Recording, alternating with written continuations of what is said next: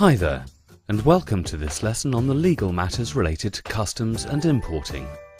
Over the next few minutes, I will outline some of the things you need to know in order to stay on the right side of the law when you make an import. Making sure you can import your item legally and according to your country's regulations is a necessary part of the import process. Thankfully, the number of customs and importing regulations is relatively few.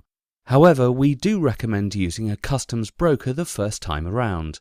Even so, you'll make things a lot easier for yourself now if you get a good grasp of what is required. In some cases, the company you are purchasing from, or the shipping company, DHL or FedEx for example, will handle all the importation forms for you. For very small imports weighing under 150 pounds or 68 kilograms, which is the maximum weight these shipping companies can handle, you'll be able to pick these up from the post office and pay the customs duty there, or you'll receive notification that your goods are being held at a location pending the payment of import duty and where and when you can pick them up. However, it is likely you'll need to import larger amounts than this, either container loads or half containers, in order to get the best discounts possible. Before you order your product, don't forget to check up on restrictions and special licenses required. Some countries have very specific regulations about prohibited or restricted goods. While many countries prohibit items you might expect, drugs, chemicals, etc., some restrictions can take you by surprise. For example, you can't import shoes to Italy or cultural and heritage goods to Australia.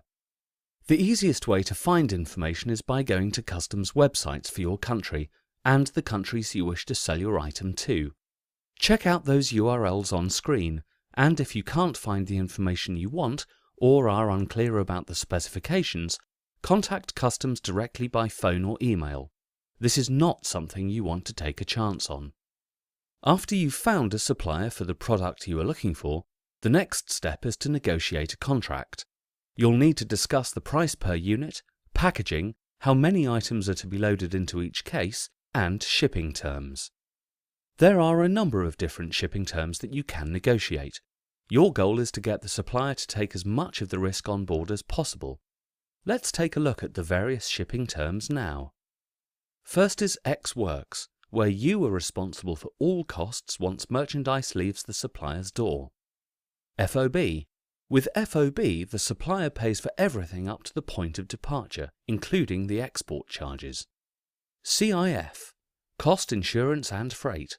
In this case, the supplier pays to send the goods to the port of destination and arranges the minimum cover marine insurance. Then you have DDU, Delivered Duty Unpaid, where the supplier pays for all costs to deliver to the buyer's door with the exception of duties. DDP/Carriage Paid, Delivered Duty Paid. The supplier delivers to the buyer's door and pays all of the costs including duties. The most common shipping quote is FOB, or Freight on Board. This means that freight costs to the point of loading are included in the price. I should point out that FOB Factory has quite a different meaning altogether. Freight on Board Factory means that you pay onward costs to the local port or airport, and this can increase the price considerably, particularly if the company is situated inland. A better quote to get is CI&F, or Cost, Insurance and Freight. This means that in addition to the FOB price, you've been quoted insurance and freight costs. This is ideal as it means you can budget much more effectively. Or, if you are very lucky, DDP, where you pay the price of the product delivered to your door. The cost of your shipment will depend on the weight or volume you ship. You will either need a full container load or a lesser container load. For a full container load, the standard container sizes are 20 foot and 40 foot in length and can accommodate whatever mixture of products you choose. The shipping cost includes the use of the container, although you can buy a container if you are making very frequent purchases. If you are purchasing from one supplier, the container is taken to their premises, loaded on site, sealed and collected for onward shipment to your country. For multiple suppliers, you can arrange to have all goods delivered to your freight agent, who will load all the goods at their premises. Full container loads are the most efficient way to ship, as cost savings can be made on packaging and less labour is required. Apart from the obvious advantage of the lower freight cost, the additional export or import processing and handling and haulage costs are all more economical, as processing a full container is calculated as a single transaction. If you're not importing a full container load, then your shipment will be consolidated along with other companies' goods travelling to the same destination. The rates applied to a lesser container load are calculated by the volume your goods take up in cubic meters. Lesser container loads are not as economical as full container loads because they require more packaging and more labour loading and unloading at both ends.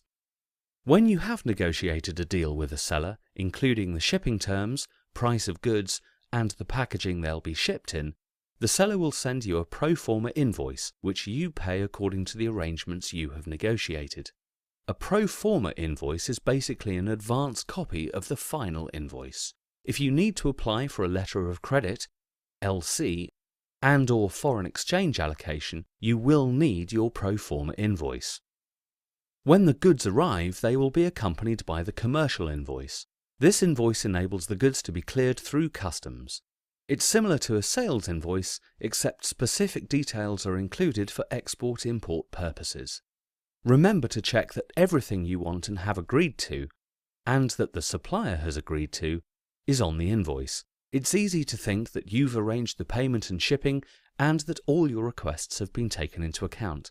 But miscommunication is common, so always double check. If you need to find your own shipper, then the best place to start is with a search in Google. Ask for quotes from a number of shipping companies before you decide which one to go with. You can often save between $100 and $500 by doing this. Let's do a quick recap on the important points from this lesson. There are relatively few regulations when it comes to importing, but you should always check with customs before making an import. When it comes to negotiating shipping terms, FOB or freight on board is the most popular. Shipping an entire container load works out more cost-effective than occupying part of a container load with other importers. For further information on importing, contact your local customs authority. Thanks for watching.